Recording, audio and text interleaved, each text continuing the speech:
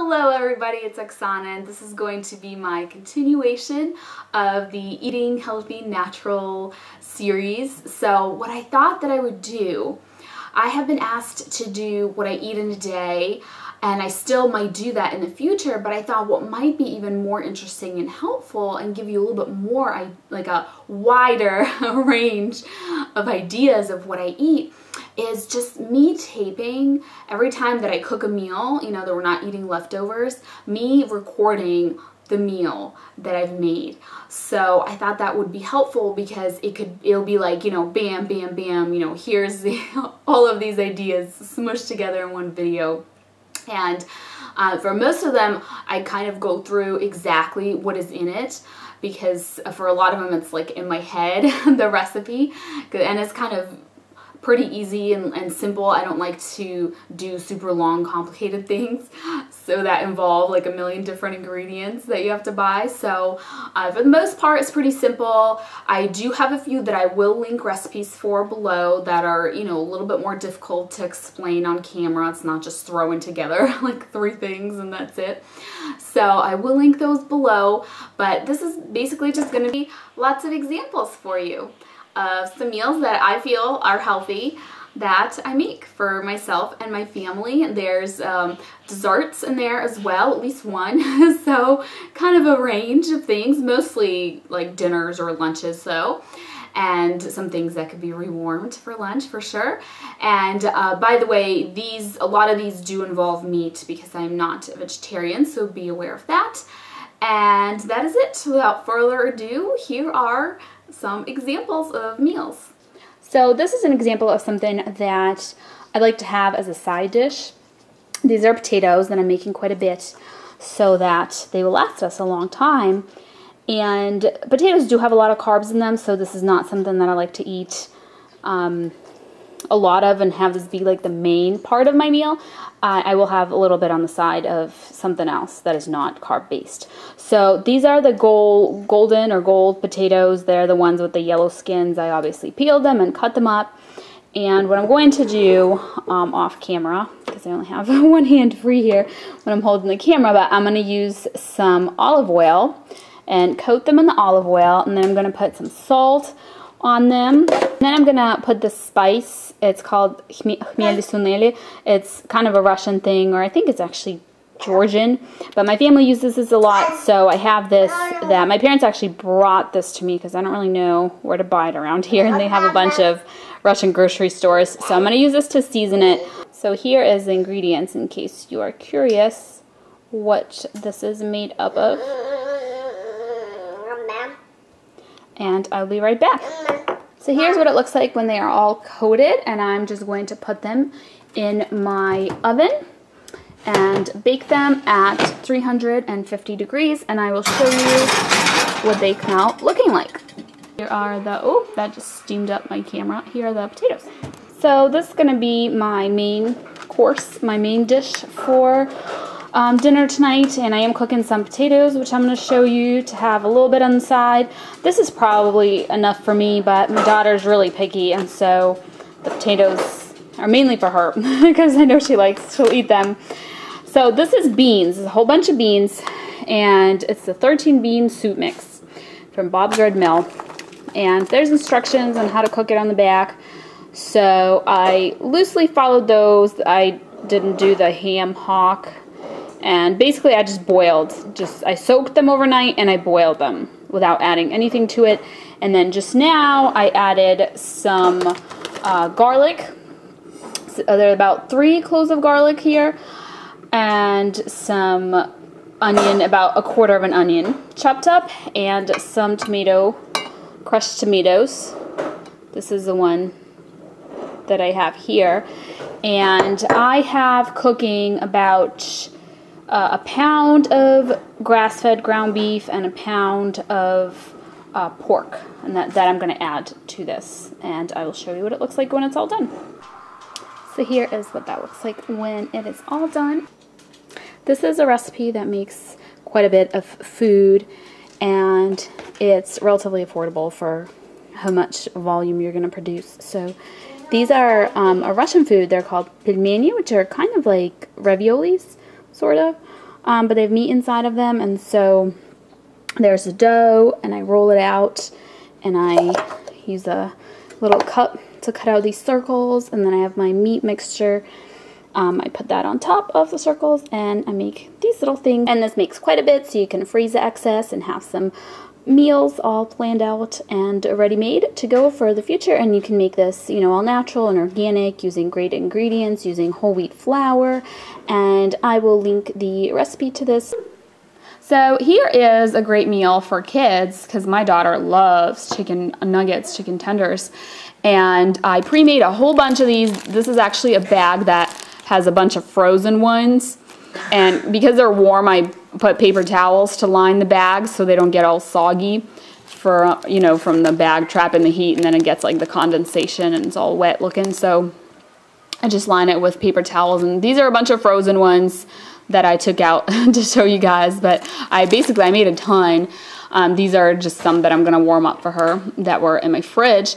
So basically I just got some organic chicken breasts from Whole Foods. They have this big pack that's like 3 little pouches, and each pouch has 2 breasts in it. So I cut them up in little pieces, and then here is the real trick that I used to not know, and so this breading process never worked quite well for me, but this makes it work really good. So you put that cut up raw chicken in a Ziploc bag, and you put flour in there, and you shake it all up so the chicken is coated evenly with flour.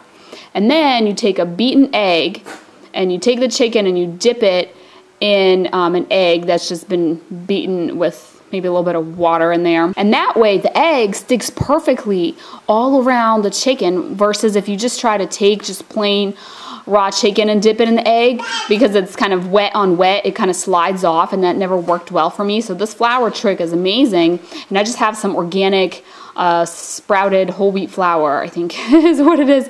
And then, of course, after you dip it in the egg, you roll it in some breadcrumbs. I just got some Whole Foods brand whole wheat breadcrumbs, and then you bake it. I baked it at 400 degrees, maybe like 10-15 minutes. It just depends on the size. You have to kind of check them and cut them open to see if they've been cooked, but it ends up being perfectly coated, you know, with the crumbs all around, and it worked really, really well. And these are really yummy. My daughter loves them. She's been eating them a lot, and just a really easy, quick thing. And you can freeze a whole bunch of them to have some for the future, because it really made a lot. It made like 2 of these big bags full of chicken nuggets, that giant pack of the organic chicken breasts. So that's another quick and easy recipe.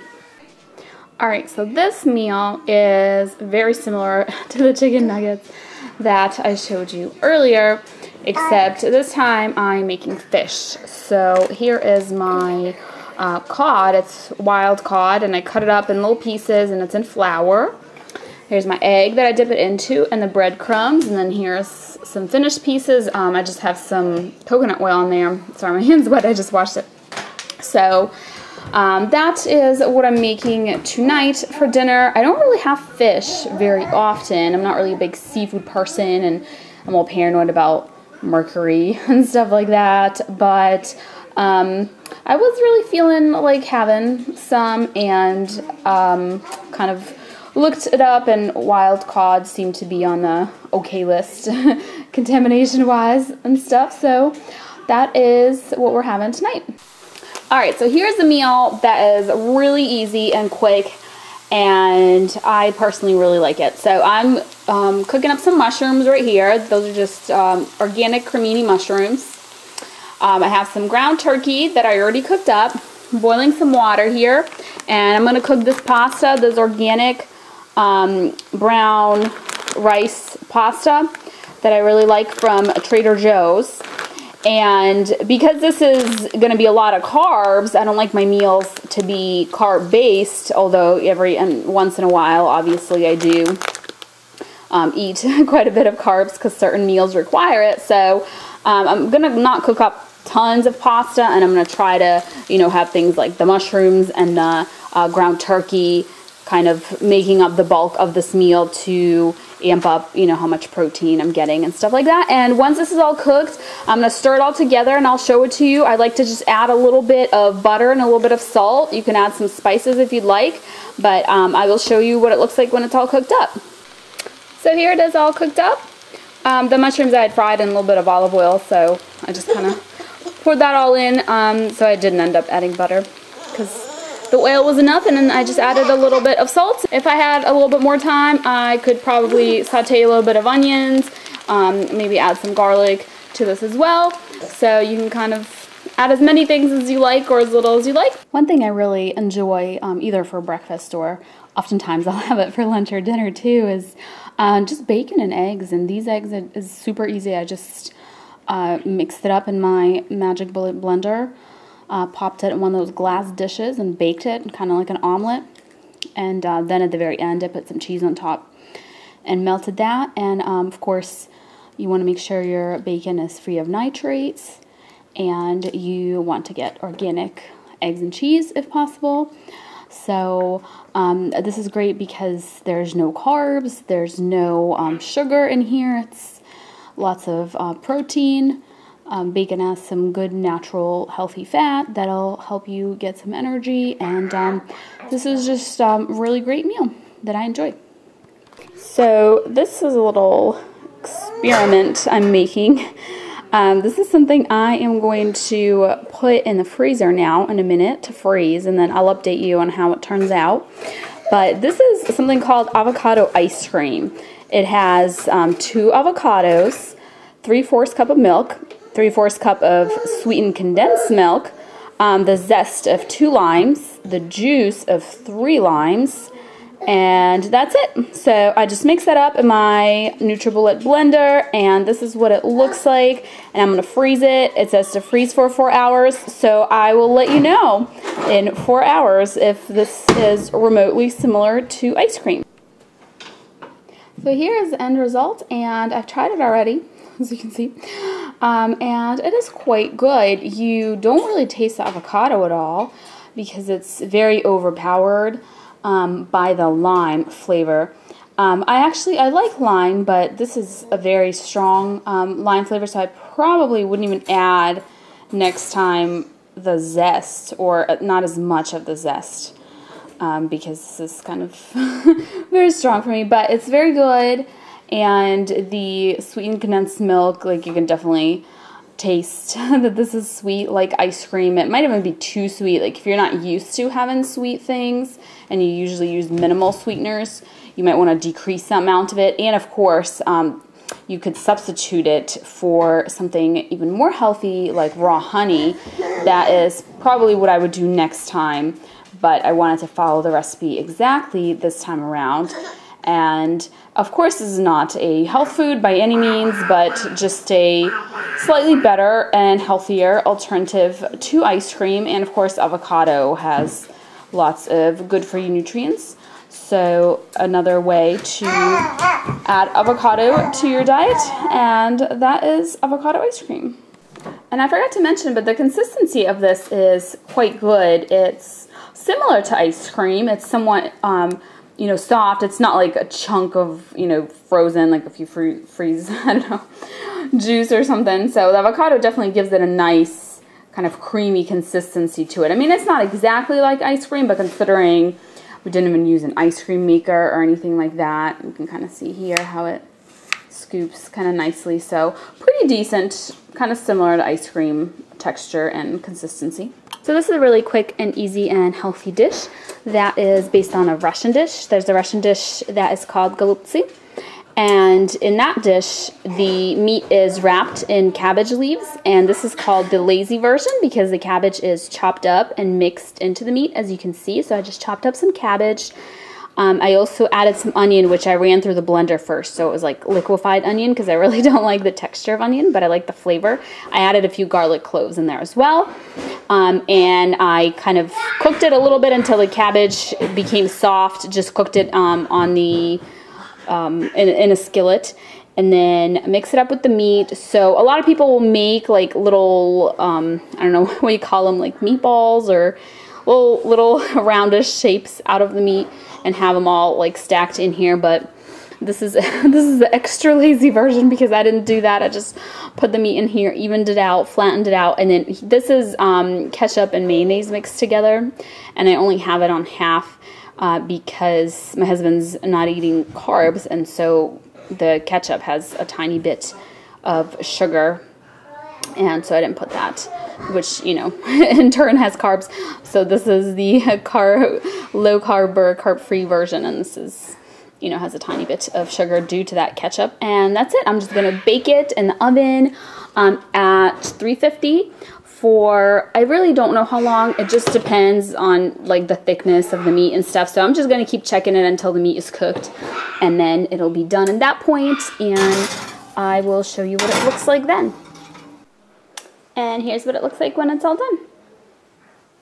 So these are some almond butter flourless brownies that I made today. As you can see, they have already been tested, both by me and my daughter. And basically, I got the recipe from Food Babe's blog, which I will link, the recipe link. I'll leave that for you below. And they involve using almond butter, there's no flour, and also you need to use these large chunks of chocolate, for which she suggests the Enjoy Life. I guess they have like these giant, like, not giant chips, but you know what I mean, chunks. And I actually didn't have that, so I made the chocolate myself. I just made chocolate the way I normally do by melting cacao paste and adding a sweetener to it. This time I think I used some palm sugar and some maple syrup. And basically I made chocolate and I cut it up in pretty large chunks and mixed it into the batter, which is what you do. And these are pretty decent, but I don't really like having the chunks. I thought that it would melt, the chocolate would melt and just kind of like disperse through the brownie, but it really didn't. So next time, since I'm making my own chocolate, maybe I won't wait for it to solidify and cut it into chunks. Maybe I'll just add the melted chocolate to the batter. I don't know if that will work better or not, because they're not like chocolate. The brownie itself is not chocolate. There's nothing chocolate added to it. It's just like almond butter and an egg or something, and you can substitute the egg if you don't use eggs. I forget with what, but it said it in the blog. So it's really the chunks that are giving it the chocolate flavor. So next time I'm going to try doing it a little bit differently, but just wanted to show you this is the result.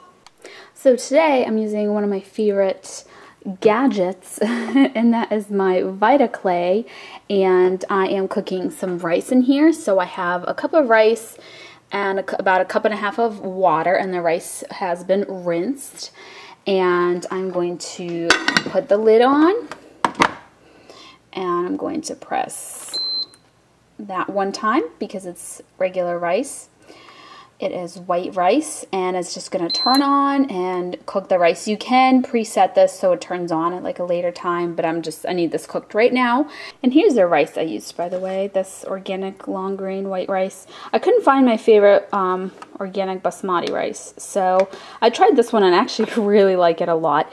And it's a tough choice between white and brown rice, because the brown rice, as we all know, is more nutritious, and so that's always been like promoted as a better choice. However, brown rice also contains more arsenic. Rice is very polluted now with arsenic, even organic rice. So anyways, the rice is cooking, and while that's cooking, what I'm going to do over here is I am going to be cooking in this stainless steel frying pan. No Teflon, of course. And this is 1810 stainless steel. I bought this at TJ Maxx. I think it's Wolfgang Puck is the brand of this. And I'm going to chop up some broccoli. And I am going to kind of stir fry it with this shrimp. It's Trader Joe's brand shrimp. And that is what I'm going to serve over the rice.